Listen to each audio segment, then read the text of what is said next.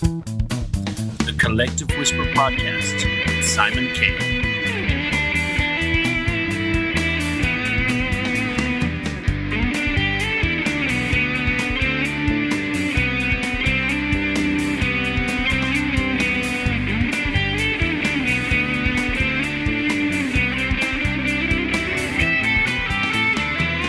Okay, hello everybody. I'd like to welcome Andrea Kelly. Andrea Kelly is an award-winning actress for the short film Scope, for which she won the Best Performance Award at Bolton Film Festival 2018 and Best Actress winner at the 9th Underground Cinema Awards 2018. Her recent work includes indie features Thursday's Child and the voice of the Queen Mother and Animation Royals Next Door for RTE. Television includes Prosperity, The Clinic and Pure Mule. Andrea has a background in theatre, having trained at the Samuel Beckett Centre, Trinity College Dublin, and has worked with the Gate, the Abbey and Druid Theatre, as well as other Irish theatre companies. Welcome to the show, Andrea. Hi, thanks for having me, Simon. I'm good, yeah, good. It'd be nicer if it wasn't as windy outside and blustery here, but... Yeah, well, the weather here today is not as good as it normally is, but you're having pretty bad weather with floods, aren't you? Yeah, and it's really stormy, actually. I mean, it was a lovely day yesterday, but no, it's really bad, very stormy and blustery and, yeah, you know, typical Irish weather. But you didn't recently have snow? No, you didn't? We did. We had a little bit, yeah. Small bit, yeah. It kind of came, yeah, no, we did enough for the kids to kind of go out and play and build a snowman and stuff and on the hills. Mm. Yeah, cool. Yeah. So Andrea is in Aughrim, that's right, isn't it, Andrea? You're in Aughrim in County Wicklow. Yeah. How long have you been there? Probably about 7 or 8 years, I think. Yeah, 7. It'll be coming up 8 years this year. So yeah, Aughrim is kind of a small village down in southwest Wicklow. So we're kind of further than Bray. Most people say, "Oh, do you live near Bray?" And you're like, "No, actually, we're kind of, you have to go down a little bit further into the heart of the county." So yeah, it's out in the sticks, the rural Wicklow. Okay, and tell us about Aughrim. Is it a very quiet place, or is there a lot of people living there? Yeah, I don't know actually the population of it, to be quite honest, but no, it's pretty. I mean, it's a pretty busy village. It's a kind of picturesque tourist type destination, I suppose, for people. But no, I mean, it's a busy village. You've got a couple of pubs, you've got a pharmacy, you've got a couple of shops. There's a hotel, Lawless's Hotel. You've got huge, big one of the county. I think it's a county GA pitch. I don't know, GA kind of goes over my head, but no, it's actually it's a big kind of centre of population for people outside Arklow. We're 8 miles to Arklow, and then Tinahely would be the next, and then Rathrum, and then about an hour and 20 minutes from Dublin. So yeah, huge commuter belt. This whole kind of region in Wicklow. A lot of people would commute to Dublin for work. So. Yeah, and tell me, during COVID, I'm sure obviously it's very quiet there. Is it? If you were to walk outside the door now, I'm sure there's not much happening, or maybe it's the total opposite. Maybe it's as normal during the day, no?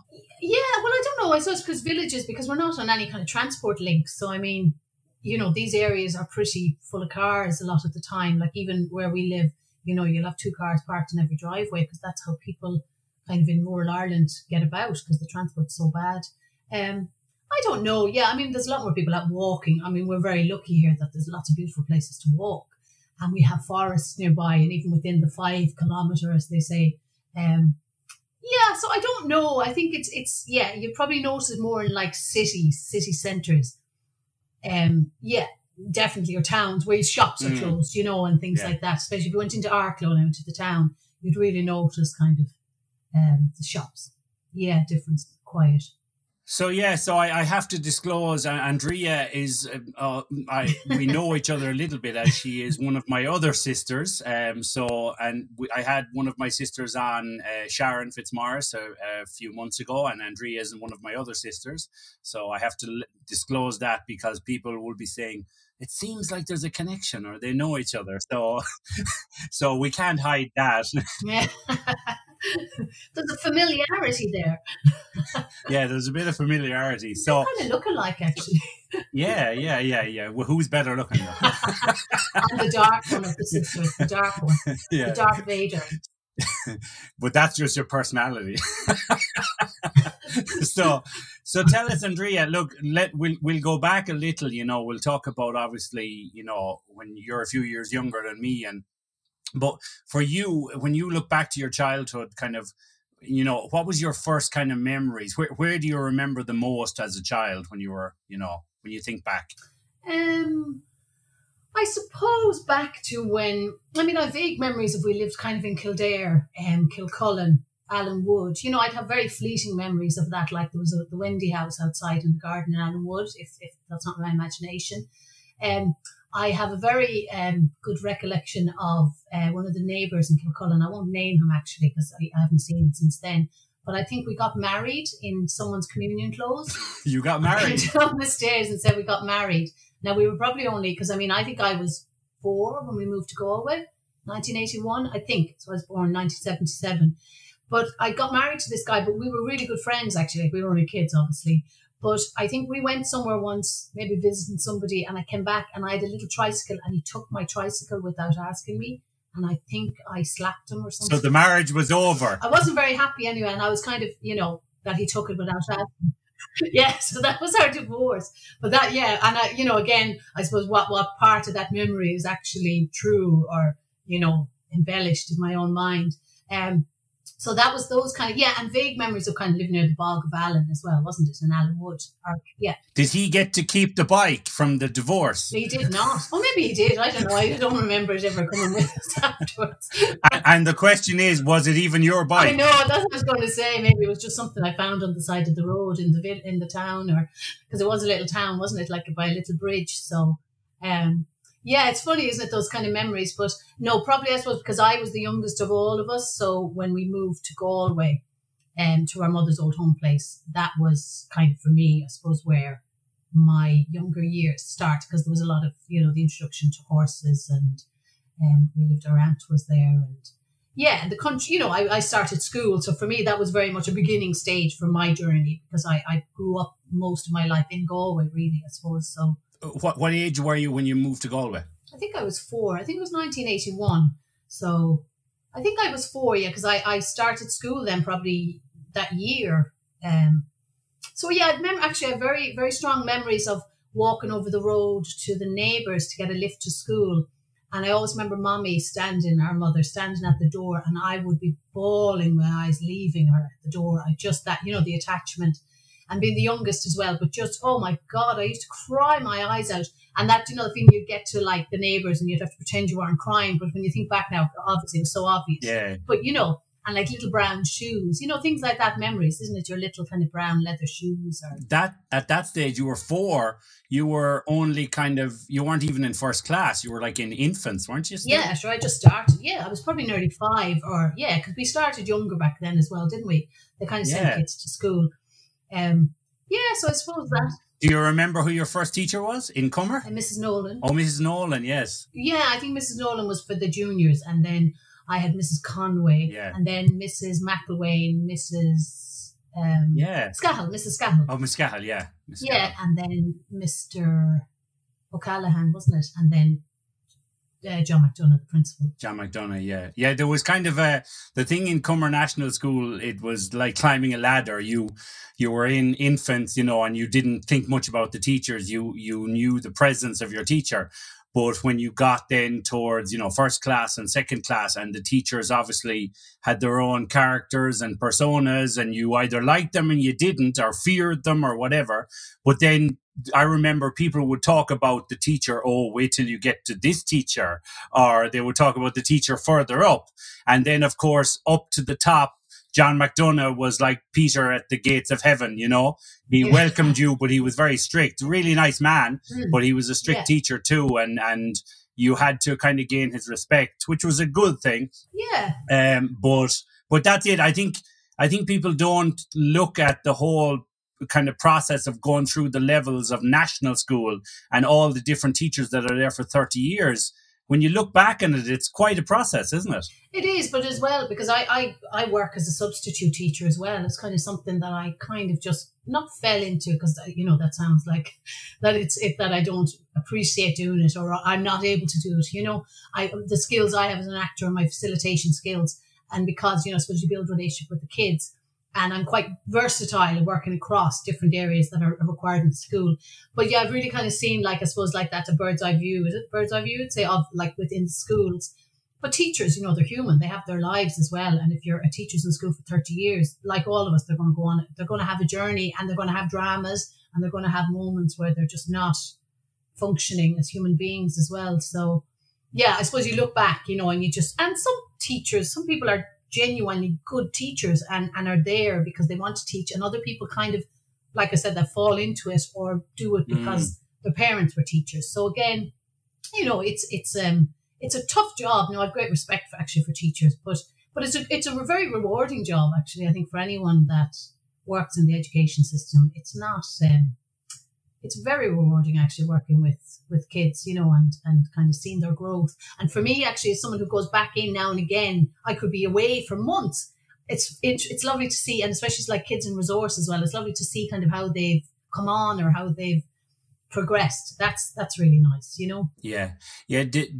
So when you, let's say, were in Cummer then, and obviously after sixth class, and you decided to go into Tuam, and you went to the Mercy, didn't you? So what was that choice yours as well? Do you remember looking back, or did you say, I want to go to the Mercy because my friends are going, or did our parents kind of make that decision for you as well? No, I think because our sisters went to the Mercy. It was kind of that way, wasn't it? Wherever your sisters went to school, and my friends, were probably going to the Mercy as well. But no, I think it was more to do with where your sisters went, where your siblings went.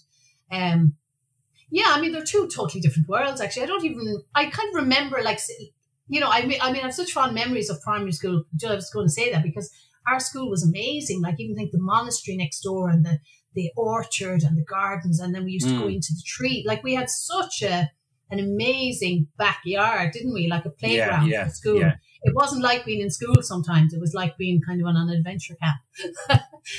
It was an adventure kind of a scenario because you had all these big trees you could hide in. You had the monastery beside it, which you weren't supposed to go, but everybody kind of ventured in, and high walls around the school. It was a huge kind of complex. The school seemed very small compared to the grounds. Yeah, and then the classes, I suppose, back then in those days, were smaller. So, I have such fond memories of the people that were in class with me because, I can all still feel their distinct energies, all of them, and how they kind of, I suppose, you were just so close, weren't you? Like, I see my son now as well with his friends. You were so close to them, even though you might have kept relationships down the line. But if you met those people again, you'll always have that connection of being together, won't you? Like growing up as such, do you remember, one or two girls in your class or boys or whatever, and you kind of saying, I want to go to school with them, I want to continue with them? Was that something you remember looking back when you were in sixth class? No, I don't think so. We were all quite close, but no, it wasn't that, actually, because I was very kind of individual, I suppose. I was so very independent, and I just, I kind of knew that transition between primary school and secondary school, that I was going to change dramatically and that everything was going to open up for me. I had that sense that kind of the world was my oyster, as they say, in a way, in terms of like having the freedom to be who you want to be. I think that was really exciting. I remember that very distinctly in going into secondary school. I was like, I kept a seat beside me, and I decided who I wanted to sit beside me because I knew that first meeting would be like, because usually, like in those situations, the person you meet at the first time is kind of the person you're going to be friends with. I kind of had that, it's like, almost like a destiny feeling, So I wanted it to be someone that was on the same. I kind of was, because our brother had been into the mods and the Who and stuff. So I was kind of in my head a little modette, or into the Beatles. Yeah. So I wanted someone who shared the same style. You were, as you were sitting in the seat, you were kind of screening potential candidates for that seat. Yeah. Yeah. Like Mean Girls. Wow. Mean Girls of the Mercy. No, but I just knew it was an important thing, because I suppose maybe I'm like that with people, I wouldn't be fickle about my friendships, or I wouldn't become friends with the first people I meet. That kind of way. It takes me a long time to build up a relationship. It has to be a kind of a genuine thing. So yeah, I was that's the amazing thing, I think, I suppose, is that we don't give enough credit to young people. We're very aware, we're very self-aware. And, maybe some of us choose not to be self-aware, but I was quite self-aware. I think I kind of like creating my own destiny, I suppose, in a way, isn't it? A little bit. Yeah, and I suppose teenagers can, as you said, we don't give them enough credit, but they can be selective in who they want to be friends with, and like that. When you think back, you'd say, "Oh wow!" So I don't remember doing that kind of a thing as a teenager. But then everybody has different levels of intelligence, and some people are saying, "I don't make friends easy, and I want to choose carefully who's going to sit beside me. I don't want to be planted beside someone I don't like, so I'm going to really think this over." And I suppose the question everyone's going to ask, and you have to answer this, is how did you decide then who was going to sit beside you? I think I kind of asked her. It was Katrina O'Sullivan, her name was. I think Katrina, I asked her what music she was into, and she was actually into the Beatles and stuff like that. So I was like, yeah. Now, again, that memory could be a bit actually just, that's what I said. That's why I remember it. And I go, maybe it wasn't that way. Maybe she just sat down. Maybe I want to feel like I had some kind of, not control, but I don't know. But that's the way I remember it. But again, I suppose there's a very interesting thing, because when I went into secondary school, we know ourselves, we came from a very kind of authoritative background, and I think it was that need for just independence and kind of hating authority, which anyone who lives with authority will end up rebelling against it. And I think that's a good thing. I think everyone should rebel against authority, even if they don't, in some way. That it's that punk thing, isn't it? So I suppose as a teenager, so yeah, I remember one girl, there was an interesting thing 5 years on where people had to write something about you. Yeah. We just had to write a line about each other in fifth year, I think it was. Well, one of the girls in my year that time, she said, I remember you coming into first year and you were like, no one's going to tell me what to do. Walking around in my Mercy uniform in the grounds of the Mercy. I was like, and she was laughing, and I was kind of going, I came in with that attitude a bit like that. I suppose I was a bit rebellious. I wasn't bold or nasty. I don't think I was. Maybe the teachers might say, but I was definitely, I did develop strong-willed. Yeah, but I was very individual. I mean, I didn't ever wear the uniform properly, and I didn't. I wore different color cardigans and stuff. I never wanted to look like everyone else. So I was always striving to be an individual, definitely. Obviously, when you went into first year and you had kind of started to develop your identity and, as a teenager and who you wanted to be, do you think that you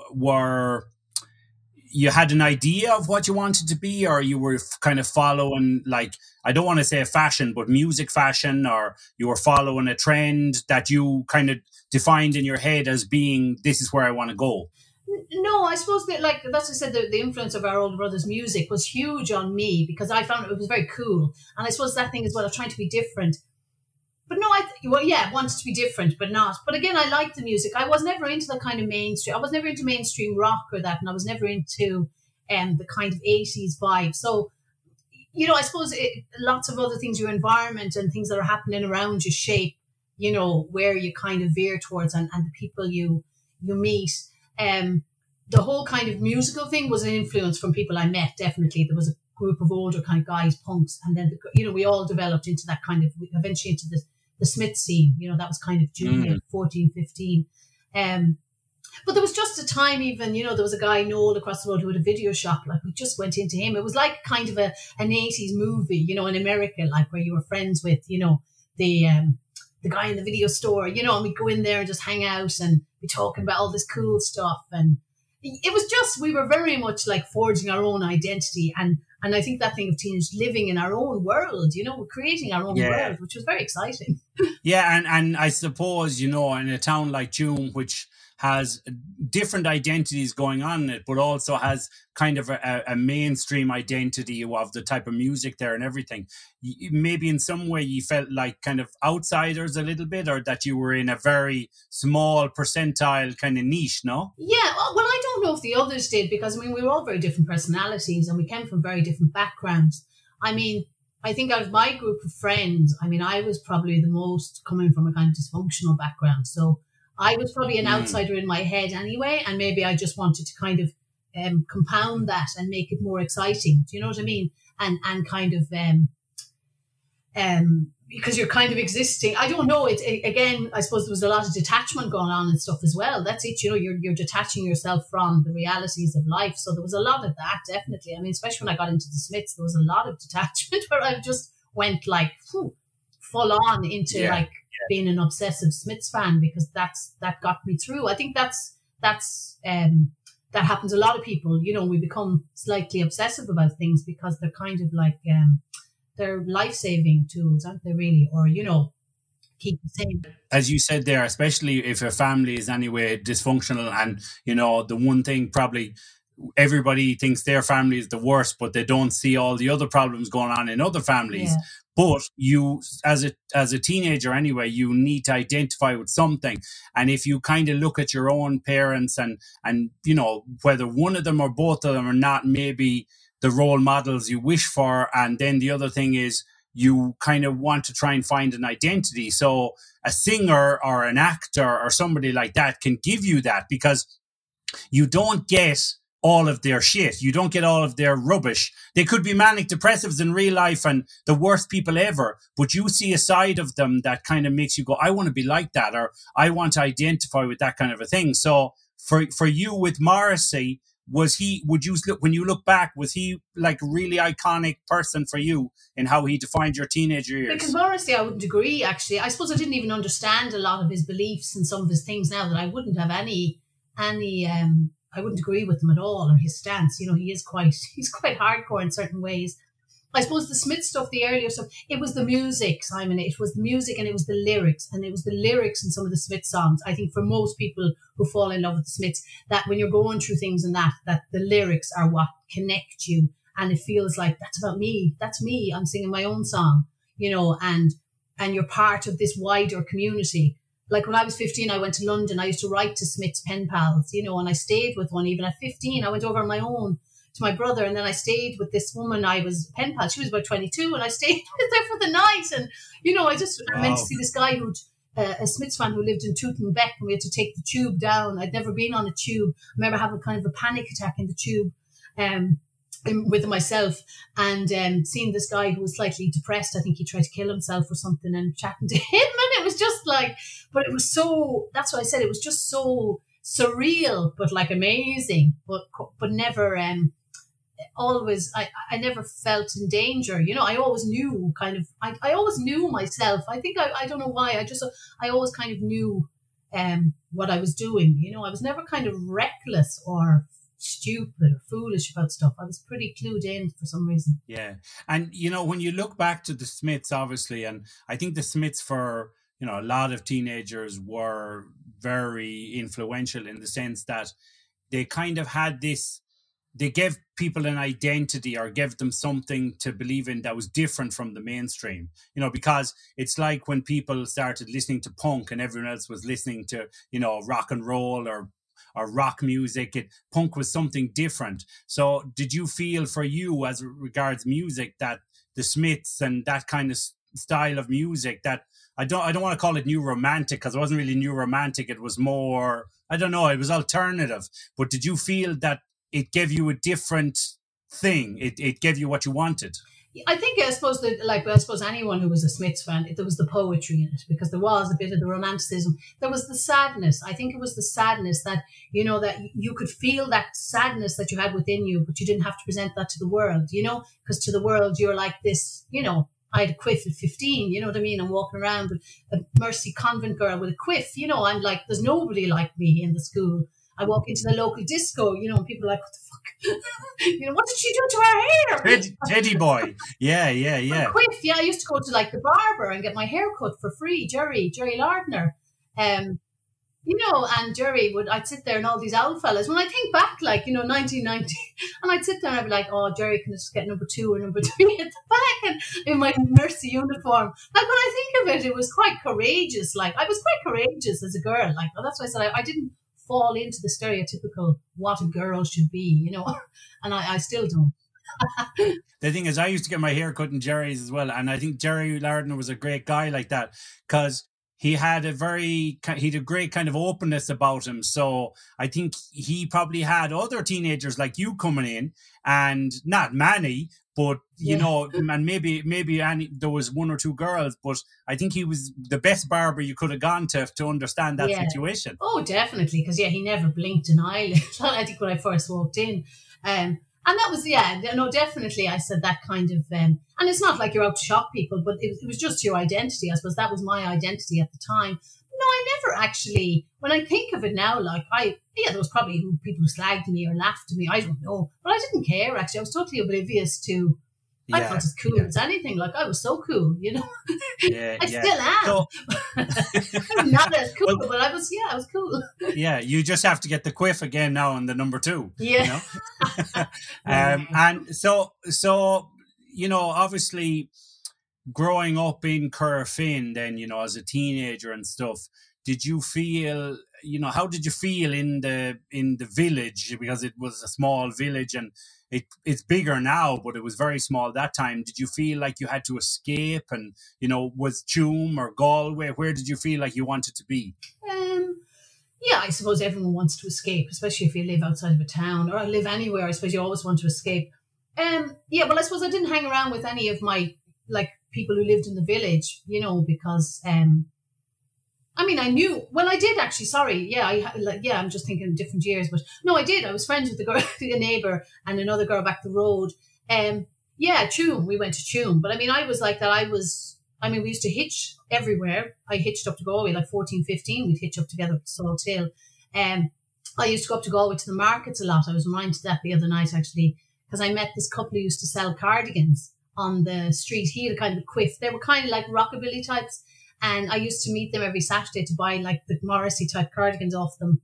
And then sorry, my earphone. And then I kind of became friends with them, and I'd kind of, they might go for their lunch and I'd mind their stall on the street, you know, that kind of way. So, so it was nice just kind of meeting unusual people, like minds. I suppose it's like that, isn't it? You're like, oh, you're a bit like me.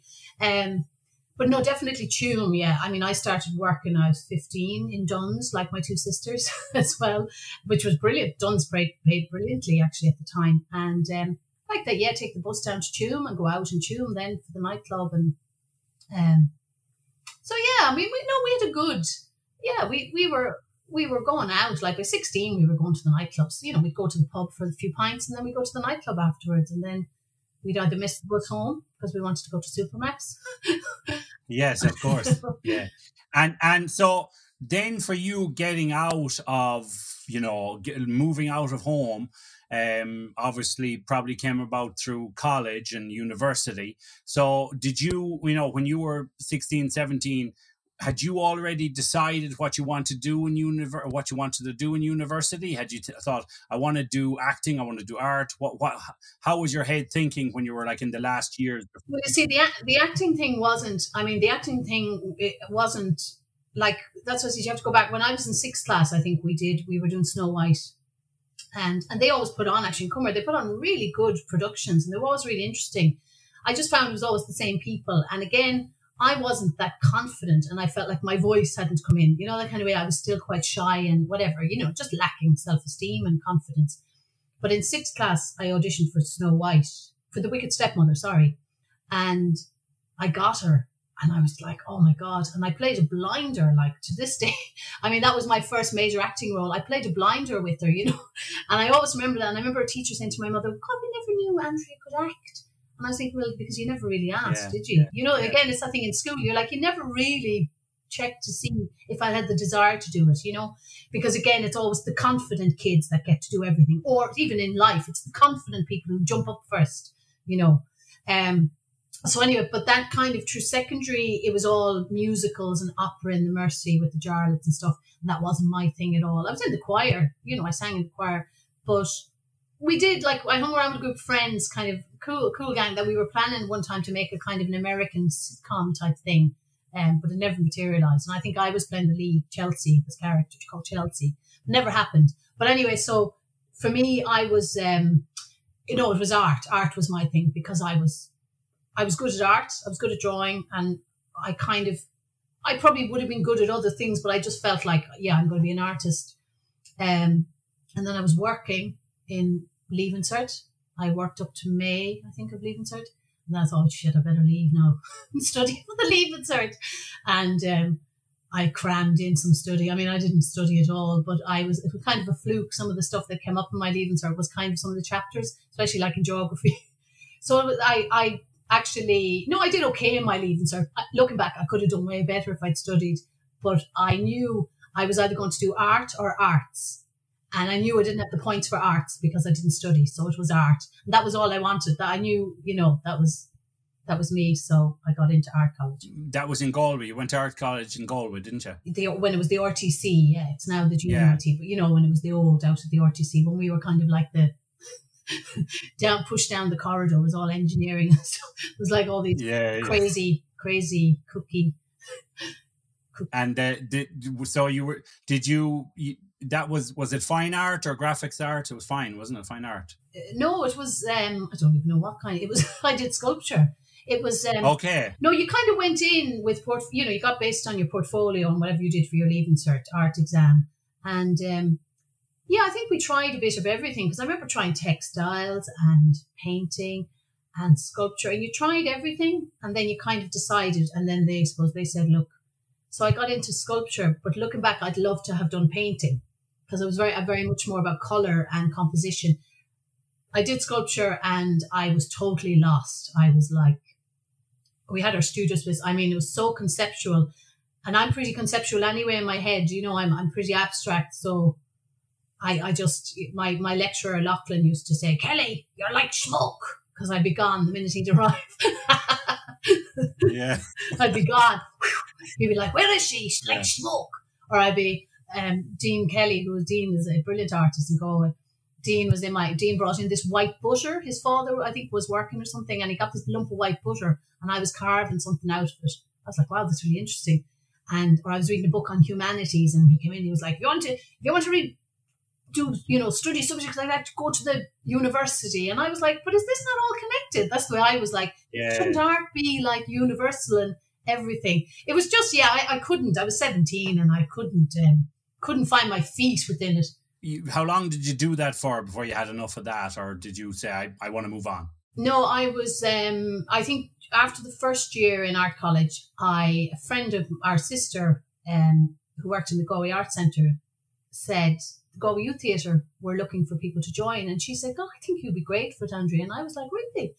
And I suppose I hadn't really, in my art, I was kind of veering towards performance art, but not really, using myself in art. But I went for the audition for Galway Youth Theatre and I got in. So I went on that journey then with the Youth Theatre. Was just amazing. It was just, because you were physically and it was practical and you were doing stuff and using your voice and your body, and it was just amazing.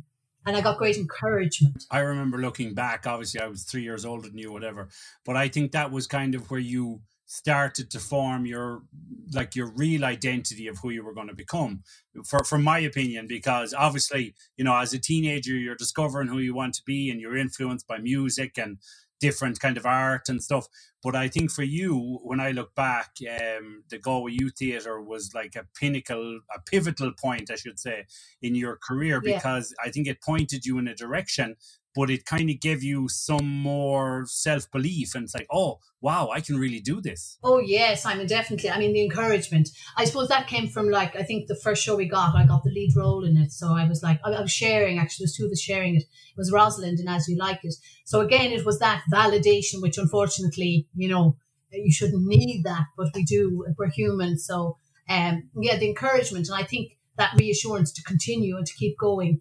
But even though I still didn't have the same confidence that I wished I had looking back, but obviously that's just, who we are and coming from kind of our lives.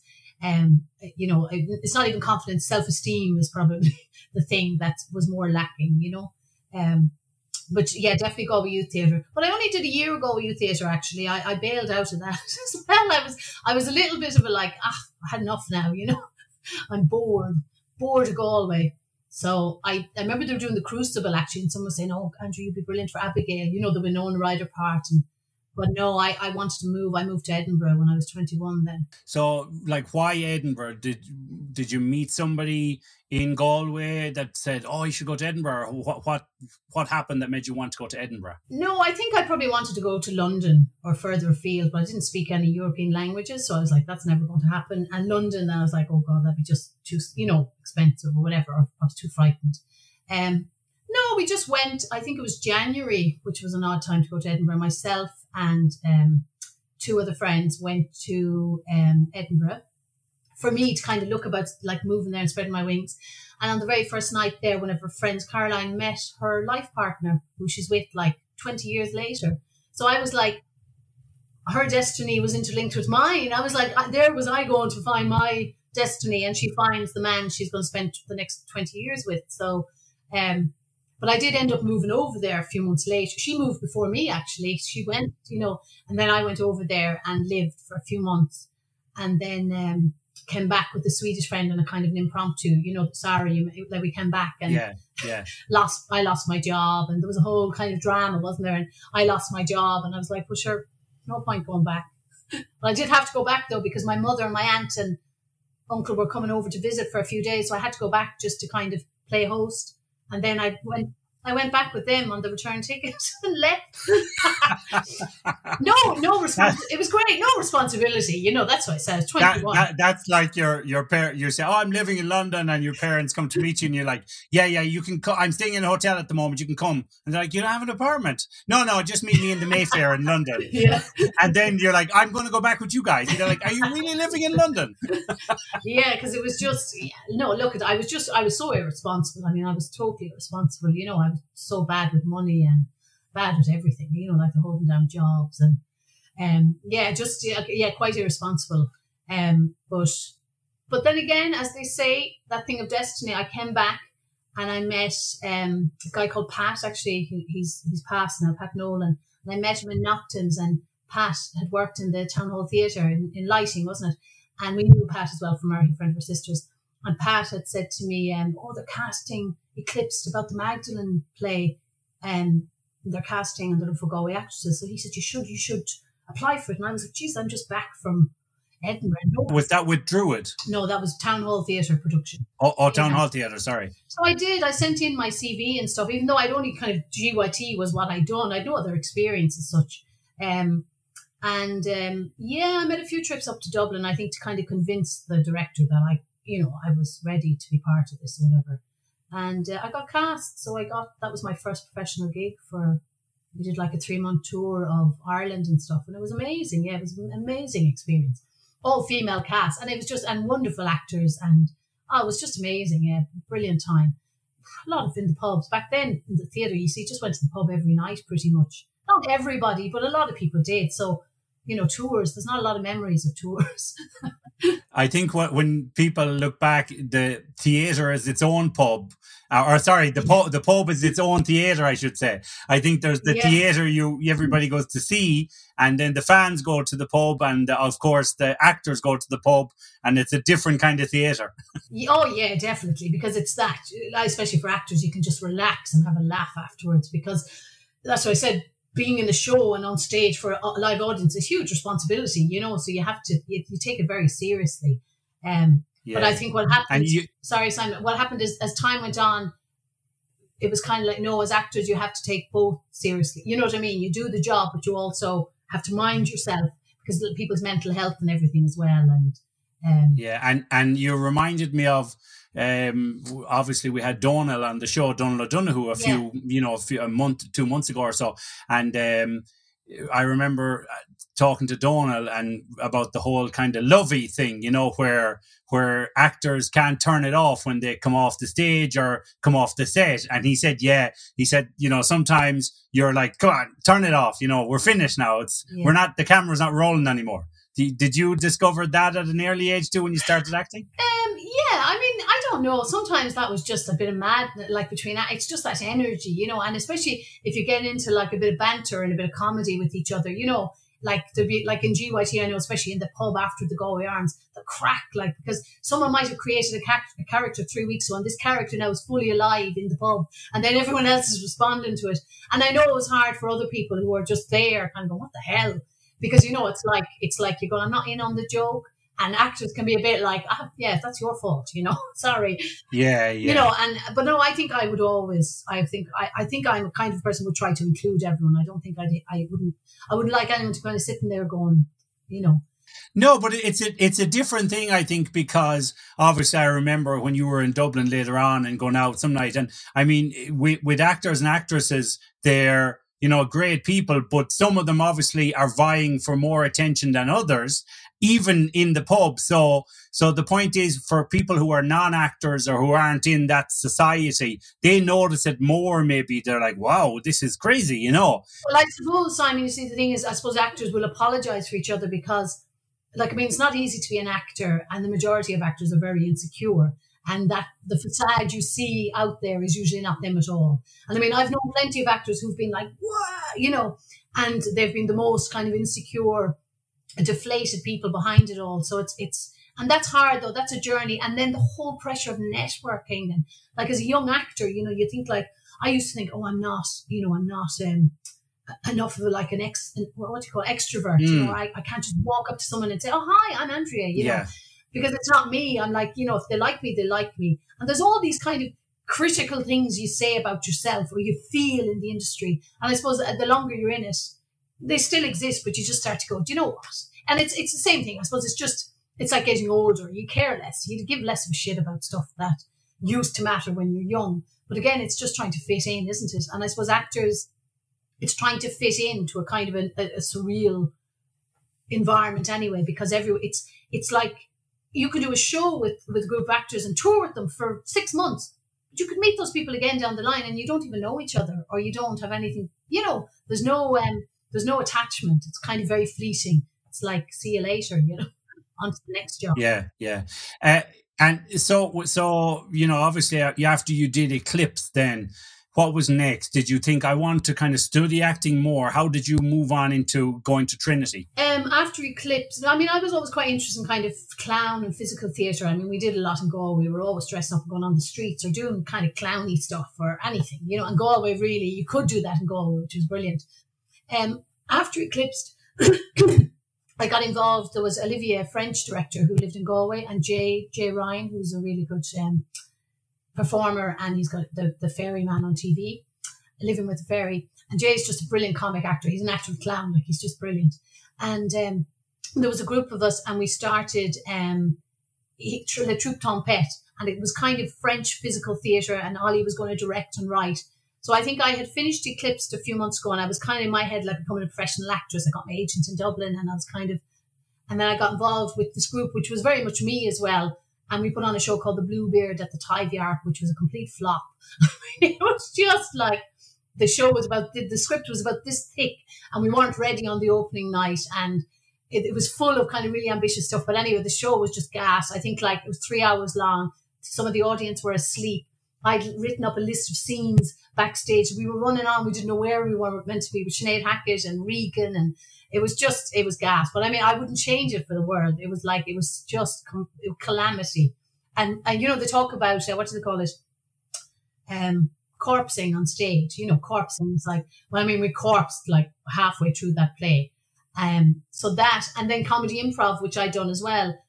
They were just great skills to have, because they kind of taught you how not to take yourself too seriously, Yeah. So you moved on then from that, and that was kind of, I suppose that was during the summer months you did the Bluebeard in the Tyve. So were you kind of, did you go to college the same year then to Trinity, or what happened? No, I was in Galway till I went to college at 23. So okay.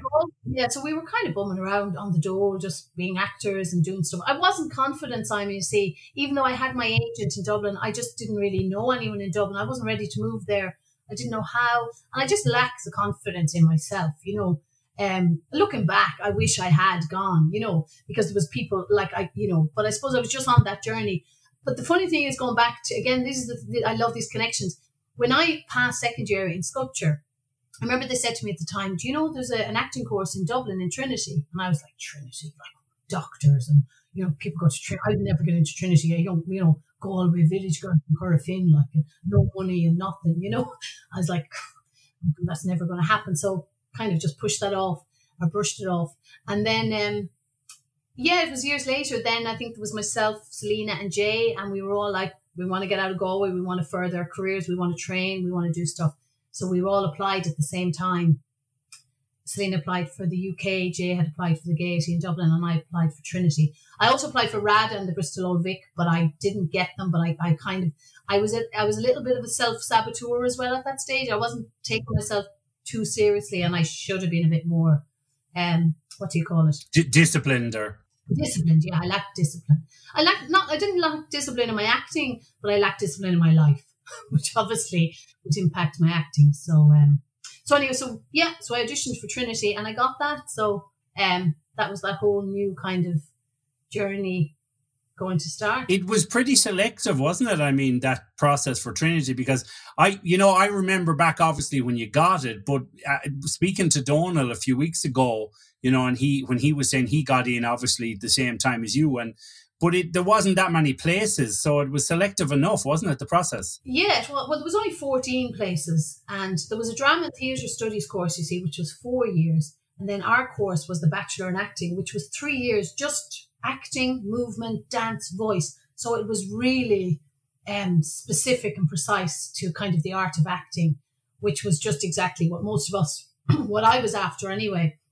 And yeah, it was tough to get in. I think so. Yeah. I mean, that's why I laugh, because I actually, like this, I'm ashamed to admit this, but I mean, I was out the night before my audition till about 3 o'clock in the morning. As you do. And I was at a party, I think there was a Druid debut or something. I was like, I have to get the bus to Dublin in the morning. And I missed the first bus. And then I got the next bus. And at the time, I remember CityLink, they had their buses out. They weren't as frequent. It was kind of, you had to wait for an hour maybe. But I got on the next bus and you had to have a little passport picture and something else. I didn't even have that done. And I rocked up to Trinity at 1:50. My audition was at 1:10, a group audition first.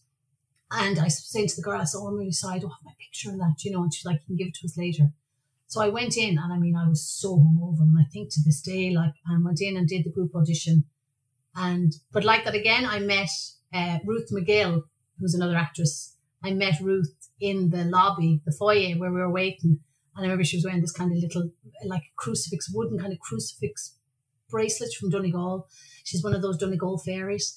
And I met her and I just had this feeling that I was going to know her, that again, that sense. I was like, I just felt like we were going to kind of have a connection. And then as the day went on and the auditions went on, you get called back for the next one. And then you do your 2 monologues for not the judges, the X Factor judges, for the tutors. And yeah, so it's a whole process. So they're looking at the dynamic, obviously, of the people and the group and the politics. And I was 23, so I thought I was ancient compared to, like, say, Donal was 17, I think, was he? And Gail and that. So that was it, yeah. So went home that day, and then I think got a phone call a few days later, or a week later or whatever. And so I was kind of like, they were probably going, we better bring this one in and tame her, She has something we want. We just don't know if we want it. Yeah. So obviously, I mean, from that thing, I mean, you met a lot of great friends, and it kind of was another pivotal moment in your life, because obviously, that Trinity has produced some great actors and actresses, and as a lot of those people in your class have gone on to do great things and everything. So, that was how many years ago? 20 years ago? No, how many years ago did you do Trinity? Yeah, 21, is it? 2003 we graduated. I know, yeah, that's a bit mad actually, because you're like, oh my God. Have you ever had a 20-year reunion? No. No, I was kind of trying to organise one last year, I think, but then lockdown happened. But no, we definitely were due one. Our class were kind of a mixed bag. We were different age groups, and we used to call ourselves the experiment, because we were you could draw a circle around Ireland. We were from all different places, and we were just like, we were a bit bold, like we went to college every day at 9 o'clock. We were there, but you don't know what state we might end up in sometimes, some of us, not all of us, but yeah, we would all be great crack. Like we were a bit wild, but yeah, no, it was brilliant. I wouldn't change it for the world. I know some people might have mixed opinions about the course and that thing. Well, people say, oh, sometimes these courses break you down, or they, to build you up again. Again, it's all perspective, isn't it, Simon? It's how you look at stuff and go. For me, I thought it was wonderful. I just got so much from it. I was a bit of a wreck, I think, quite honestly, especially when I put into that position where I had to be kind of disciplined and be around people for like, it was same year Big Brother came out. So we were like, this is like the Big Brother experiment. Yeah. It was intense. It was really intense. It's funny though you say that, because I think sometimes, whether it's through music or acting, whatever, sometimes some people feel that if you're naturally good at something and then you go to a place that says, oh, we'll make you better, they're kind of, it's, I don't want to call it like a factory, but they have set methods, and sometimes people think that they might take the natural ability out of you and say, no, this is how it should be done. So for some people, they could think, oh, it's the best course in the world, but others could be critical because they're like, they're putting too much training into you. I don't think it's even that, because I know that, and I've heard a lot of that, and that's in everything you could, but I just think it comes down to your own personal experience and where you are in life. And for some people, those courses, because I was 23, I was older, and in my head, I was really old. You know, when you're 23, you think you're ancient. Yeah. So I was ready probably for certain, I wasn't in lots of ways, but in other ways I was ready. As if I was 17, like in sculpture, I mightn't have been ready. So I took from it. It's like going back to university, you know, when you're older, you kind of can take things. It's that critical thinking has developed a bit more. And no, I love the experience. No, definitely. I mean, for me, it just was, it was tough. Yeah. And there was sometimes you just went, you want to stick your fingers up at them and say, leave me alone, you know, because I didn't always agree with how they worked, and I didn't, and they're only, but again, like that, they're only human as well. Our tutors had their own stuff going on. So we were all, you know, all just whatever you call them, muddling through, you know. When you finished, obviously, or even maybe during that whole process, were the people in your class getting acting gigs, or were they allowed to take acting jobs? No, you weren't really allowed to take work. Now, I know in some of the other years, some people maybe have joined and then they might have got work and they left, but pretty much no, if you were kind of in, you were there to commit to it. And you see, that's really important, because when you build an ensemble and you're working on something and then Johnny or Mary is missing 2 days, you're like, come on. So it was more about that. It's about the ensemble. I think that's the, you know, drama school, especially our experience, the course in Trinity, it wasn't about the business of building an actor for the industry. It was more about building the actor for the actor, you know, and for the ensemble. That's what I take from it anyway. And how to, you know, not even how to be an actor, because obviously we were actors, but for me, it was that holistic thing. That's the only way I can describe it. It's like it was a holistic experience. Yeah. Okay, yeah. And so, you know, after that, then when you started moving into the world of professional acting and stuff, you had an agent and you were looking for work. Was it very difficult to get roles? You know, you were maybe you finished when you were 26, 25, no? 23 I started. Yeah, around 26 going 27. Was it hard to get roles then after you came out, or what was it like? Well, when I left, actually, I mean, I had a fantastic role in the final show for Trinity, but I didn't get an agent from it, which I was really shocked, actually. Not that my ego was shocked, but I was just shocked because I just spent 3 years and paid money as well at a certain time for to be there, and devoted my time and my life force to this course, expecting to come out and be like, you know, to like kind of not walk into work, but, you know, that people would be like, hey, come on, we're waiting for you, we're ready, you know, you've done your time, come on. And it wasn't like that at all. So explain the process there, because when you do your final show and you're in your final year, is it kind of like at a football game where you have the guys, you know, looking to give you a trial? Was there agents at the shows looking for actors? Oh, yeah, because you do 3 professional shows. They're called kind of showcases from like Christmas, Easter, and then you play different characters, and everyone gets a chance to play kind of lead roles. You know, everyone gets to showcase themselves. And then you work in the ensemble as well. So, so agents will be coming to look and see who's there to go on their books. So I think for me, because I was a bit older, this was the thing as well, because there was actresses who were my age, but they had actually been to drama school when they were 20 or 21 or 22. So I was going to be competing with these actresses who were already well established. You know what I mean? So, and then if I wasn't new enough to, you know, to the agents, or if I didn't have a specific look or something they wanted, then obviously I wasn't going to be of much interest to them, probably, you know. But I did know I got an agent after. I didn't get an agent from the show, but I did. I chased someone down and I got her.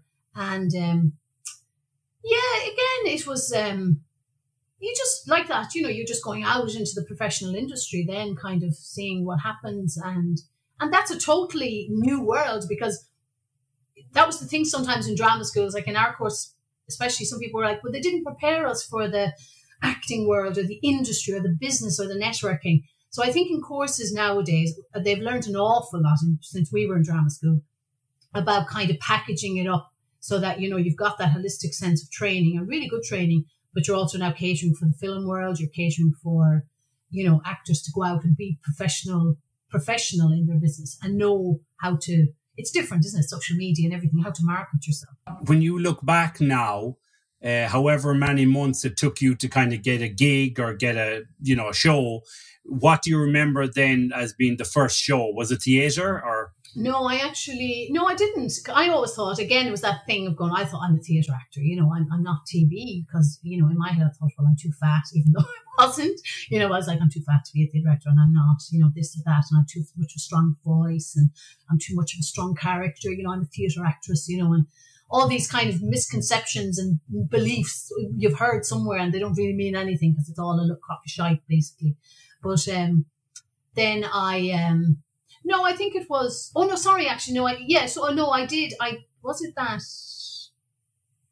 did Druid were casting for, they were doing the Tinker's Wedding and the Well of the Saints. Mick Lally was in it, Marie Mullen. And there was, I think I might have auditioned for the Tinker's Wedding, but I didn't get it. I think Norma Sheehan got that character at that time. But I got offered the part of the village girl. It was one line. I had a little short scene with Mick Lally. And, but it was great. We went on a tour and everything around Ireland and stuff. And it was working with Druid. So it was fantastic. You know, it was just brilliant. And I knew some of the people in the cast already. And so that was my first, I think that was 2004. Oh God, I'm terrible with dates. But so that was an experience. And to be working with Druid, you know, and as a Galway actress to be working with Druid as well was really... Yeah. Then I think while we were on tour, Pure Mule was being cast. And I had done, there's a play called Eden, and Eugene O'Brien, who wrote Pure Mule, wrote Eden. And Eden's a two-handed character set kind of in the Midlands in that kind of area and stuff, about a couple. And I was pretty familiar with the accent because I had done an Arts Council audition. I think they were giving you some money or something. You had to do a little monologue, you know, like a grant. And I got some money. So I kind of had a familiarity with that accent. So I remember at the time, the girls in the cast in Druid they were saying we have to do the auditions for this play, for this TV thing. And at the time I was thinking, why isn't my agent sending me? Like, you know, and I was like, and I know that accent really well. Like, I've been working on it. But again, I was only kind of starting out, you know, I didn't have a profile again, I suppose that way. So, you know, they didn't ask for me. So I helped the girls with their accents. I remember their speeches, their audition, you know, pieces for the TV show. I helped them with those. And then I think I did say to my agent, could you put me up for that or whatever? So I think she put me up. So it was kind of quite late. And then they were just casting the smaller supporting characters, you know. And I got cast then as Anya, the girl who lives in the flat above the video hut. Pure Mule was County Louth there, no? No, County Offaly. County Offaly, okay. Banagher, okay. So, yeah, there was a controversy about the accents. Some people were saying, oh, them accents are terrible. And some people, you know, but look, you know, you're never going to get it right. I think no one's ever going to get it right because actors are from all over. And but Pure Mule was brilliant. I mean, Jesus, I filmed down there for a week, I think in Banagher. And Tom Murphy was who I was working opposite. It was my first time on TV and I had a couple of scenes with Tom. Tom died a couple of years afterwards and just like an amazing actor and such a gentleman, just a lovely guy. So for me, I just felt it was such a blessing to work with him because he was so kind and so generous and so lovely, wonderful actor. But the whole experience, with the crack, like, geez, it was just brilliant. It was just brilliant. And I suppose that energy that's in Pure Mule was kind of there with everyone else, you know, in the making of it. We all knew we were making something kind of quite different and quite unique. It would be funny because I remember obviously when it was on, it was a great show, and I mean there was so much happening, the affairs between the guy and the guard's wife and this kind of stuff. It would be great to see that show done now, you know, whatever it was, 20 years later or whatever, how many years. It would be great to see those characters now, in their modern, like in their current phase, wouldn't it? Oh yeah, of course. Yeah, I mean, I know there was definitely. I mean, there was probably, I suppose in every place. I think in Ireland, and I know myself when I watch stuff, you go, God, why is everything always so stereotypical? But we are a bit stereotypical sometimes.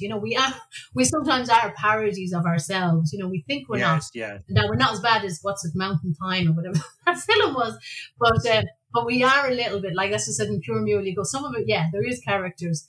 I mean, that was a wonderful gig. I love that. I love the character I was playing, Anya, but at that time for me, sometimes I got really lovely characters, but they never had any story. I was always kind of like, oh, but someone just, I just never had the route into to showcasing my work, or, people say, oh God, you were great, or you played that really well, but my characters never had a storyline. They never evolved. No, and it was a shame because I never kind of got to do what I can do. And I just, again, look, that's just opportunity. That's just the way the dice rolls. Isn't that what they say, So from there, obviously you're over the years then doing TV work and bits of TV work here and theatre work. I suppose I was going to ask you, did you have a preference over theatre work or film work or whatever? But, you could probably say, well, I didn't get enough TV work or enough film work to have a preference. But is there one of them that's your favourite? No, but again, that's why I think something has changed. And it's even this conversation, like theatre and film, yeah, obviously they're very different mediums, but they're very similar. Like to an actor, it's just stepping into a different kind of energy. That's what I find. Years ago, it was always that, like, you're a theatre actor, you're a film. Now people can cross over. Yes, sometimes you can get seen as one or the other, and people go, oh no, they're just theatre. They can't imagine. Because a lot of the time in casting or producing something, when you go in for an audition, it's about them kind of imagining you as the character, or straight away you are the character. But if they have to work too hard and they can't see it or believe it, you haven't a hope in hell, basically. Yeah. But the other thing is too, it's kind of like, if you're a musician, you can play one song on video and do it really well. But if you have to do 5 or 6 songs in a row, it's a performance and maybe you have more flaws. So with TV work, I mean, it's edited and, things you can do different takes. But with live theatre, you have the momentum, you have to keep it going and you have to be on form, don't you? You can't really stop and say, can we do that again? Oh, yeah. Well, I suppose... No, but I live theatre. That's what I said, is that thing about it's physical. It's like being an athlete. That's what live theatre, being a theatre actor. Imagine even think of the West End, where people have to perform like nearly 350 shows a year. Yeah, or every night for a year, whatever. But it's that thing, you have to be like an athlete. I mean, that's why most actors, you have to be fit or you have to be in good physical shape if you're working to that routine. With TV and film, you do as well, but not as much. There could be some character actors that don't need to be, they just rock up and do the work. Like they don't have to be, have done their 100 push-ups. Obviously you went back, you lived in London for a few years then, and you met Dara, your husband, and you started your family there. When you were in London, did you feel like, okay, I'm going to take the next step in my acting? Or did you kind of say, I'm going to stop a little, or maybe it wasn't a conscious thought to have a family? How did that kind of come about for you? Well, no, I was 29 because I kind of, like that I said, I was kind of working it. I did a bit of TV. So like that with Pure Mule, Prosperity, The Clinic. And then I moved up to Belfast for a little while just to get away from Dublin, kind of. I was like, that was a bit always like, a bit of a rover, I didn't want to settle anywhere. And came back from Belfast and then to Dublin for another year, I think, maybe I did some TV then. And then like I was 29 and I think our father died actually the year before. Oh no, he died in 2005, wasn't it? Yeah, it was around, sorry. A year, I went home to live with my mother, our mother, for a little while after our father died. And then I was kind of like, what now? And I just thought Dublin, again, it's just, I suppose it's the thing in Ireland, it's just the wheel turns slowly. That's the way I kind of describe it. And I had the energy I needed to kind of go. So I went to London. Yeah, to be an actor, but I only had about 300 quid in my pocket. I had an Irish agent, but it never kind of materialised that anything was set up over in the UK. Not that it was her problem or it just, again, I was a bit disorganised. I was kind of living off the cuff, and pretty much went to the UK with the aspirations to get into acting, but it's very hard to go there, especially then with no agent and no money. And so I just ended up working, and then met my husband about 3 or 4 weeks into living there. And that was it kind of then. Yeah, I suppose that independent career woman kind of went a little bit to the side, even though I did stuff. I did pursue different projects. But again, the high profile, like really, it's hard. That's a tough gig in London. So I suppose I was kind of focusing on my relationship. And then my son came along when I was there. And so I kind of was looking at other things, and then I went back and did a contemporary dance course part-time when he was about a year old, because I'm very interested. Again, it was, that was a continuation of my training in Trinity. I still am very interested in, as I say, movement and physical theatre and the holistic things and voice. And I applied to do a master's in voice, and Patsy Rodenberg, who'd be one of the famous voice teachers who's written books on it, she kind of said to me, I love your spirit, I love your energy, but I don't think you finished with the stage. Right. And that was it. I was like, I was a bit mixed. I was a bit like, why can't I do a master's in voice as well as be, so yeah, just look, journey, you just go on and you kind of go with it. Yeah. Do you feel though, that for actresses especially, because obviously sometimes an actor can have a family, but if his wife is staying home looking after the kids and he can kind of continue, do you feel that it's much more difficult for an actress once she has children to continue, because it's hard to have the time and the discipline and everything and have a family? If you're established, maybe it's different. If you've loads of money in the bank, but if you're still trying to find your place and trying to find gigs and you have kids and everything and you need to support them, I suppose it's really difficult, no? Oh, yeah, definitely. Oh, it is. Everything looking back in hindsight, it's easier. But at the beginning stages, I suppose, like we all know, becoming a parent is a huge kind of shift of your whole personality, physicality. For a woman anyway, for me, it was a huge change in my identity of myself, physically and just everything, spiritually, emotionally.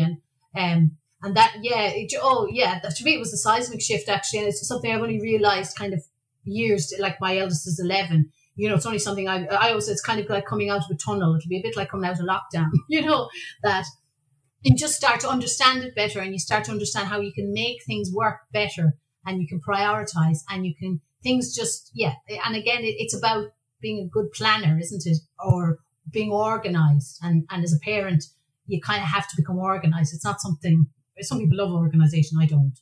But, so I think there was just loads of things, Simon, for me that were just like that, the responsibility of being a parent and, but still hugely ambitious. And I'm still as ambitious. I'm probably getting more ambitious again as I come out of that, as my children get older. But, all those things. And definitely for like women, especially for any actor, because it's the support, financial support, if you don't have that. And then if your partner's working full time, you're not available for auditions. You can't just drop everything and go. And a lot of the time it's that way. Like for commercial work, it'd be like, can you be in Dublin tomorrow at 10 o'clock in the morning? And you'd be like, hold on. And I just, so but that has, that's opened up and that's changed a lot. Like there's a lot of groups like Mother Artist Maker in Ireland, and there's a lot more supports now for people for childcare, and a lot more awareness that, people have families. Like we're not just all single, independent. Do you think then that stops some actresses having children till later years because they're afraid it will hurt their career? I don't know. Again, I think it's very hard to kind of say that for everybody, because I think it's a personal decision, and it depends maybe if you meet somebody. If you don't meet somebody, then, I don't know. Because I was pretty ambitious and career driven all my life. So I suppose it just depends on the relationship and the decision you both make together. Yes, you do probably know deep down that it is going to be a risk to your career. But you know what? That's why I often think I could be sitting here without a family or anything, and I could be in the exact same position. You know what I mean? So it's kind of that thing, isn't it? Yeah. It's not, it's quality over quantity. That's the way I look at it. In this business, it's about the quality of the work, not how much work you get. Obviously, yes, we need work, we need money. And you said now, obviously, you have two kids, Rohan and Chenna. and Dara is your husband. And what year did you and Dara met when you were in London? Wasn't it in 2029 you were? Or? 2006. Yeah. 2000 in a hostel. Yeah, we were both living. I was living in the backpackers hostel because I'm a little bit of a ruffian. Backpacker. It was a nice hostel near Hyde Park. Yeah. I'm not even a backpacker because I haven't travelled that much. But I quite happily live out of a bag. You know, I have that kind of mentality. It doesn't bother me. And I quite enjoy meeting all these people from all over. I get that sense of travel by talking to them, you know. And like Colin, what's it in that Vampires? I steal their travel stories, their energy. You lived through them. I lived them, yeah. But the hostel was brilliant as well. Like I still stay in hostels even if I'm working in the UK and if it's on a budget, or I'm happy to stay in hostels. I don't mind. Like even, you know, yeah, sometimes I'm a bit older and I'm like, can I not have the top bunk, please? You know, if I'm doing a physical workshop and I can't walk the next day, and I'm my hips. But it is, you know, there is something that you have to you're like, I'm not. Or I'd be in a dorm room like with loads of, you know, young travelers, and I'm going, Jesus, I'm actually not, you know, I just want to go to sleep. But it's fine. It's fine. The way I look at it is kind of reserved judgment, isn't it? About everything, you know. We can't have it all our own way. So then obviously when you came back from London, you know, you came back with Dara and the kids, and you came back to Ireland, did you kind of say to yourself, okay, I'm going back to Ireland now, it's a new start. Will I go back into acting, you know, because maybe I'm not doing as much now? Or what was your thoughts on that whole thing coming back to Ireland? Well, no, we weren't planning to come back to Ireland at all. That wasn't the plan. I mean, because I was with an agent in London. There was a gig came up in the Abbey and they were casting for the ensemble. And my name was mentioned. And I thought, wow, I knew the director because I'd worked with her years ago in drama school. And I was like, God, that'd be quite... We were in the middle of moving house, you see, and we were kind of like, if things weren't going to plan, and I was like, wow, maybe I'll go and do the audition and just see what it's offering. See, is it feasible, you know, for me to go and work? Because again, I wanted to work. I was like, this is a wonderful opportunity to work with the Abbey again and kind of get back into the Irish scene. So I went for the audition, and then I think I got word that I got it. Now, this was just part of the ensemble, you know, we were kind of like there was the main cast, and then there was a group of 6 actors, really good actors, but we were the ensemble. But the funny thing with that whole show, again, I love these little kind of things. I had applied like that in my kind of post-pregnancy, being at home watching Deal or No Deal, you know, with whatever's Noel Edmonds and all these shows. I must have applied online something to be Who Wants to Be a Millionaire? And I had got the Abbey gig. I think I'd got a date to be there in June or July. I can't remember now specifically, but I got the dates to be there anyway to rehearse. And then I got a call from Who Wants to Be a Millionaire, this young Dublin fella on the phone. And he was like, hi, this is Andrea, whatever. And I said, yeah. And he said, we got your application. He said, we'd love you to come on the show. And I was like, oh my God. I was like, in my head, I was going, who actually gets called from Who Wants to Be a Millionaire? I've never in my life known anyone. And then I was like, when? And I knew, because I've had lots of these situations in life where I'm going, when is it? And I'm just going, it's like the universe gives me something. And then it goes, hold on a minute. I've got this as well. Which one do you want? And he said the dates, and the dates were pretty much around when I would be starting the rehearsals with the Abbey. So I had to say, look, so I'm actually in Dublin doing a theatre show. And I was like, can it change to the autumn? And he said, oh no, you only get the one chance really. That's what he said, that's it. It was like, who wants to be an actor? Yeah, exactly. Who wants to be poor? It's like Selena made this wonderful documentary years ago called Art, Fame or Fortune, when she was doing a course in Galway, and it was about, you know, art, fame or fortune. And we were all very serious, like it's all about acting, it's all about art. And I always come back to that because I went and did this gig in Dublin, and it turned out to be actually a bit of a nightmare financially for me, and I lost a lot more. But it kind of upended everything, our lives in London and financially.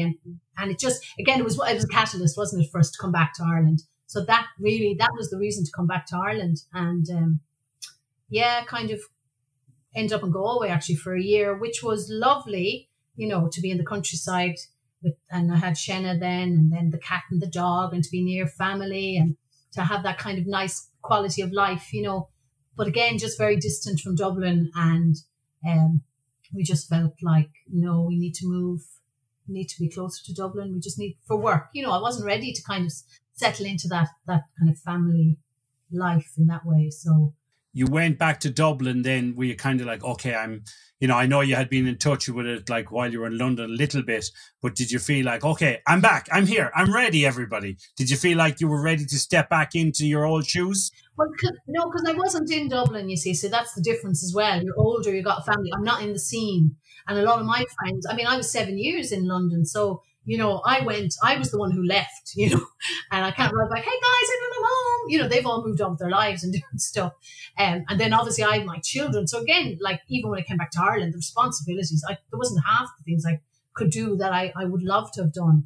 But no, I did actually, because we were renting a little old house out the road, further out here in the sticks. And I did get a gig in the Gate. When Shenna was 6 months old, we'd moved to Wicklow. And I used to drive up and down. We only had one car. Actually, I took the bus, and then my husband would come and collect me in Arklow, which was like 12 miles at night with the kids in the car, and get me off the bus after the gig. And I did that for nearly 6 weeks. And it was just because I really wanted to work. And again, it was a smaller character in the Gate show, but I had 13 lines. I think I played Preston, the housekeeper. But I mean, it was amazing. It was my first time working in the Gate. But again, you know, you're just like, I'm ready to do it. I'm ready to do anything. How hard it is, I'll do it.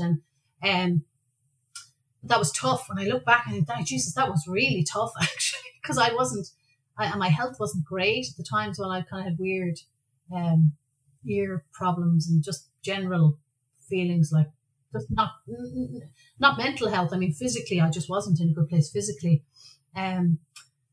So that opened up theatre. And then after that, I did a few more theatre gigs with the New Theatre. We did a piece about like the women of the rising, and we got to finish in Paris. So, you know, things were exciting like that. It was lovely to get gigs.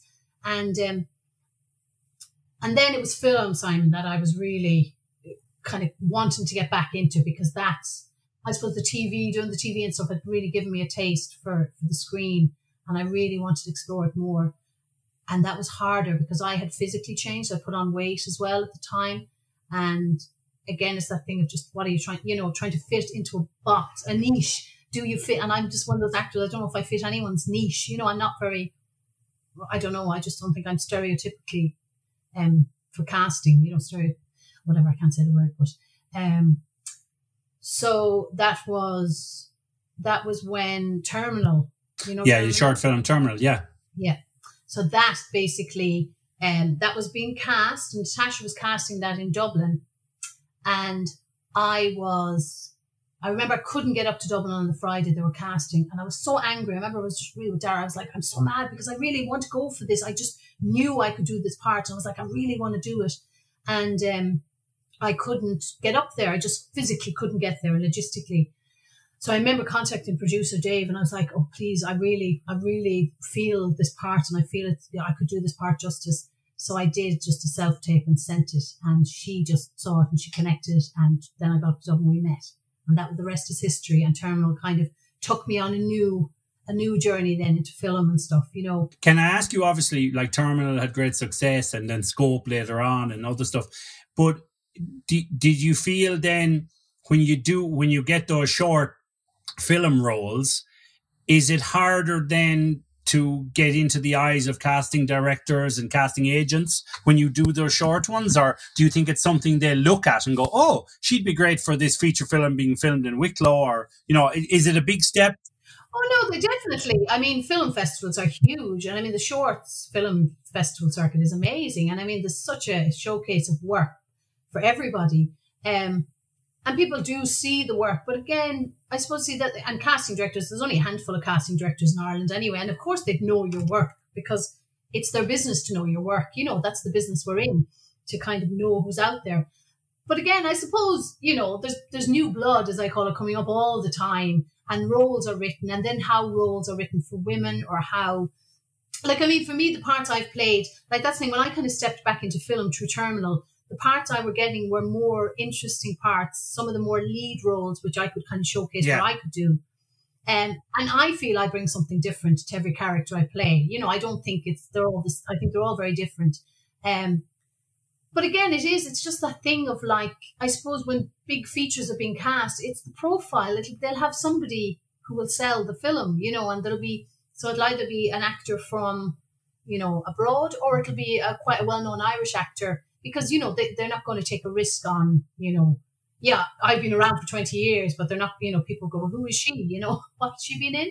The other thing I think, which is maybe a small problem in Ireland and maybe in other countries too, is that I know RTE and Network 2 used to show short films kind of at 10 or 11 o'clock at night. But to be honest, like with a lot of short films, it's hard to see them sometimes, isn't it? And they're not in the public eye. You have to look for them. Oh, yeah, definitely. I mean, well, the thing is, because when a short film is made, you can't show it anywhere else because it's kind of tied to the festival circuit. So people say, can I see your film? And you're like, well, you know, you can send a private link, you know, from someone close to you, but you can't, because the film would kind of be null and void then if the festival said, hold on a minute, we heard your film was screening, you know, somewhere. So it's that they're kind of tied because the festival circuit want them to kind of be premieres as such, you know, and so usually they're on this festival circuit. They could be on it for years. And then eventually you release it out and people get to see it. But then again, it goes into wherever Vimeo or YouTube and no one ever sees it again, you know. And, you know, that's my best work. Why do you think on, you know, obviously film networks and TV networks like Netflix and Prime Video and these, why do you think they don't show short movies? Like, because there's some amazing short movies and you'd imagine they'd have a section shorts, you know, award-winning shorts, but they don't really do that. No, I know there are some platforms that kind of screen shorts and that. There's been lots of different things. I don't know. Look, everything comes down to money, doesn't it, Simon? I mean, everything comes down to money. Yeah. And that's what I'm saying. In the industry, everything comes down to money, and it comes down to, you know, the decisions made by people who want to make money or who want to make connections or make a better name. And that's just, I mean, it's not on the say it's dog eat dog, because it's not. But people are trying to go up the ladder all the time. Everyone in this industry is, you know, whether it's on the production side, you know, directors are trying to make a name for themselves to get work, to get that feature made. You know, the cinematographer wants to shoot, you know, get to work with some famous directors on. So everyone's trying to create work for themselves. We're constantly looking for work. I mean, I don't think there's a moment in my life. I'm even thinking now I'm looking for work. Hello. And I'm but hi, I'll just do those scenes. This is the family cast. This is the family casting agency. So I'm looking. We're looking for somebody to play the part of my younger sister. Yeah.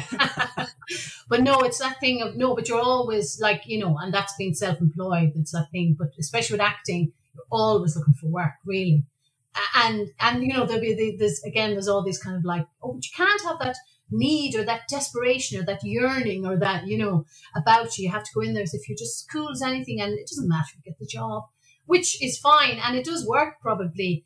But when you have to feed a family, you're like, yeah, well, I'm sorry, you know. Yeah, I kind of need the gig because my kids need shoes. Yeah, and I mean, sometimes like that, it doesn't matter if you work in the arts and you need to feed your family and support them. You can't be too selective. You can't be like, oh, no, I can't take that gig because I'm waiting for something from, you know, Scorsese, so I'm sorry. So, I mean, sometimes we cannot pick and choose. We have to get something that brings the money in and supports us. Yeah. But again, you have to be, I suppose, again, it's that thing of saying like, you can't work for free forever. You know, people are building up experience. But again, sometimes gigs will come in and they could be interesting stories and they might be like a graduation project or something. But if they're really interesting film and good characters, you know, because all this work will go on your show reel. And obviously if the quality and the production quality is good, because that's what you want. It's usually, sometimes the characters can be brilliant, but it can be let down by the production side, you know, or something else, or the direction. And the thing is that if you never ever make millions from it, when you leave your will, you'll say, I leave my show reel to my family. Yeah. They can search you up on Google every day. Oh, I miss my mother. I miss my son. Oh, there she is. That's not her. Yeah. So tell us, so I was saying there at the introduction about your recent work, Thursday's Child and the animation, the Royals. Tell us a bit about that. Tell us about those roles. So Thursday's Child, is a great little independent feature actually by Alan Alatrash. And it's, I play the mother to this guy Brian, I haven't seen the film in a while now, but he's been, it's about consent, you know, and he's been accused of rape. So it's a really kind of interesting perspective. And Alan has, I always call him Alan, sorry, Alan has kind of come from a different angle at it, more from the kind of perspective of the boy who's been accused. And I just play his kind of fixer mother. She can fix things basically, and she's a fixer. And again, it's from the genuine need, obviously, to protect her son, but it's also to fix things and not let, you know, it's about appearances. It's a deeper level. She's kind of willing to do anything to just make this go away. I think that's it. So that was really, I really enjoyed that. And Liam Gaffney, who's like my, what do you call it? He's like my adoptive acting son. Liam has played my son a few times, so I'm laughing. When we went to the Underground Cinema Awards, you know, he was there with me as well. I said, I'm like your bloody mother now, aren't I? I was like, my mother was, I'm like his mother. When you get to that stage as an actress, you're like, oh, for fuck's sake, I'm their mother now. You know, you go, he's really handsome. I'm fucking mother. Do you feel that, you know, the more of those roles you get, then that they will try and stereotype you, casting agents? No, because I think, I mean, especially with a lot of short films and stuff being made, look, they are mother, you know, these stories have, if it's a young person, they have family. I suppose they're always just trying to fit the type of character and the actor to that role. Because I know I get specific stuff sent to me. I can see myself where they're seeing that, you know, and or where they're seeing in me that I could fit that role. And again, it's kind of there's a subtlety, I think, in that. So my mother roles are quite subtle. Do you know what I mean? They're not like your, you know, I don't know. They're just quite subtle, I think. And I think it depends what the writer is looking for, the director. And again, I always think as an actor, especially in film or that, sorry, Simon, but like as a supporting actor, yeah, like you obviously mightn't be the lead role. You might be, but you're facilitating the story. So say there's my son, it's his story. I'm doing my best acting to make that story great, to make the film great. So you're facilitating the other actor. It's like doing a scene with someone. I did an audition with years ago with a young fella for an ad.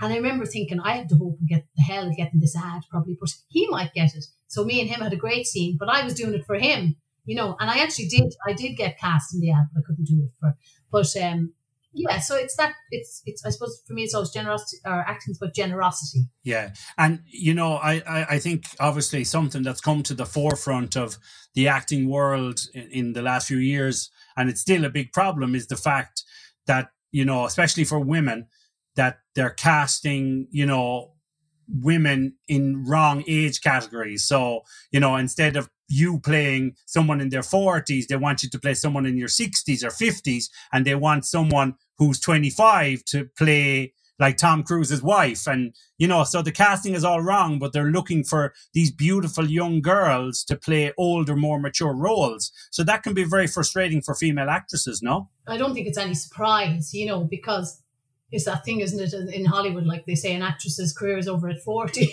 which is pretty sad, you think, and it's not true, because there's so many wonderful actresses now who are way past 40. Yeah, again, you know, that's just people not really thinking. They're kind of falling and ticking boxes, and they're going, oh, you know, and they're falling into, because I suppose sometimes scripts as well, I'm sure production houses and directors read scripts all the time and they're like, oh, come on, man. You know, they're very stereotypical and they're very set. And again, it's for directors, I suppose, to be able to say, hold on a minute, I want, you know, it's like, I suppose it's like the Dig movie where Kerry Mulligan is cast as the woman who was actually in her 50s. Now, Kerry Mulligan's 35 or something, and she's a wonderful actress, and she did an amazing job. But again, I suppose you think, well, why didn't they cast an actress in her 50s? Like, what were they afraid of, you know? That, you know, again, is it about sex appeal? Does it have to be, you know, even the story's nothing about sex, like, you know, it's about fucking archaeology and digging in the dirt, like, you know. But does it, so again, it's that they're using kind of subliminal stuff to make people, you know, or an audience, a male audience, I don't know, you know. I think what do you call it? What happens in Hollywood, even though it doesn't happen as much with the men, but they still try to make these 50-year-old men look like they're 35. So they have a lot of dental work, they have plastic surgery. But you see, they're bankable. Yeah, Simon. They're bankable. yeah. Like they're bankable. I mean, if you attach somebody like that to your movie, there's a lot of actors who are kind of retired. But someone could say, I'm making this movie and you're going to have the lead role. You bring that actor out of retirement, your movie is going to sell, or it's going to go to Sundance, or it's going to go to Cannes. It's going to go on to the kind of the cool scene. And again, it's just profile, isn't it? And maybe I sound really cynical saying that, but it is profile. I mean, look, it's that. You're told who's famous. You're told all the time by PR and marketing who's famous, who's the next big thing.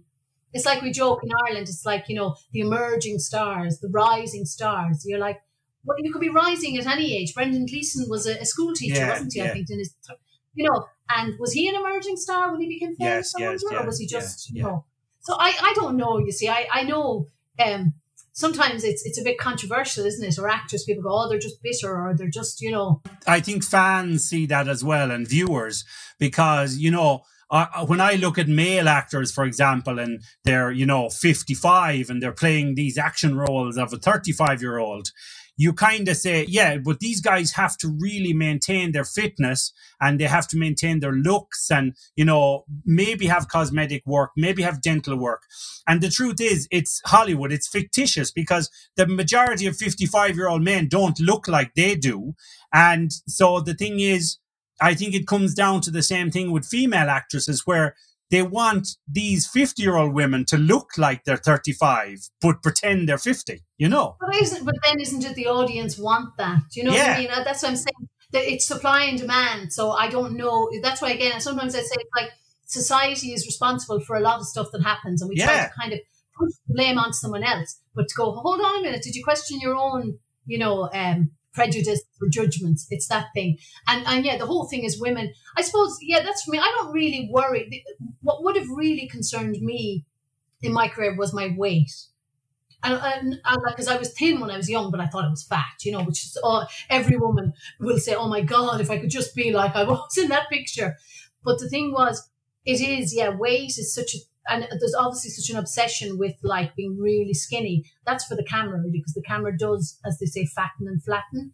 But the thing is, there's an aesthetic value. It's like models. Why do designers want really thin models to wear the clothes? Because it's the way the clothes hang. There's a lot to do with like aesthetics and kind of how we see things visually. But saying that it's, it doesn't always have to be that way. And that's why it's like I love French film and stuff. And I see it and I go, it always looks really real. Like that the men in their 50s look like men in their 50s, The women might be glamorous, but they still look like women in their 50s or their 60s. Yeah. But again, I think in Ireland we fall into that kind of Western, the American stereotype a little bit, don't we? I think we... Well, yeah, and see, the problem is, it's like now with all these reality shows. I mean, I said one night to my wife, we were watching, this Love Island, and we don't watch, like, if we ever watch Love Island or any of those reality shows, we don't watch them when they're on. We watch them like a year or two later, and so these people mightn't exist in the celebrity world anymore.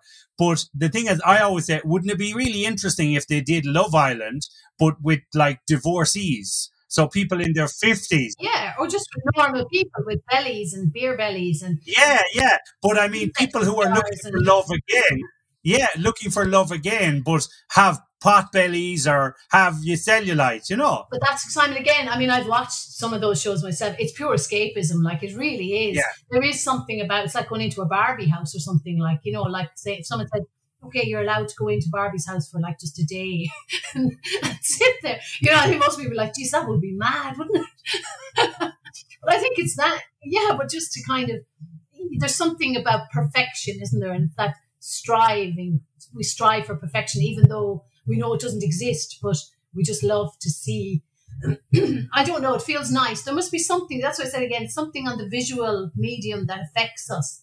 I think it's how we see things. there must be studies done, and it's to do with our eyes, I think, and how we see stuff and how it makes us feel. Maybe, it's how, because a lot of it's altered as well. So it's like photoshopping. It's altered, I want to ask you, so we were talking there about your current role. So tell us about the Royals and like where can people see that? Oh yeah, well it's not out yet actually. So it's called The Royals Next Door, and it's an Royals Next Door. animation sitcom. And it is, I think it's going to come onto RTE and maybe other channels because it's a Finnish, Irish, and maybe Spanish co-production, I'm not sure.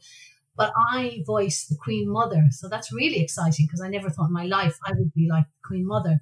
So I was channeling a little bit of Helena Bonham Carter. So that was kind of in my head. I was like, oh, it sounds a bit like her. But anyway, it's fun and it's a really talented cast. And I think it's going to be really, really brilliant. So I don't know. I think the pandemic has kind of put delayed all of that, but hopefully this year.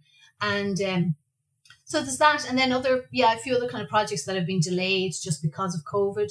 But I'm working on a theatre project and I'm working on developing another new writing theatre project, kind of co-producing with an art centre here. So I'm always busy, always proactive because I just can't stop. I just need to be making stuff all the time or I'll start like malfunction.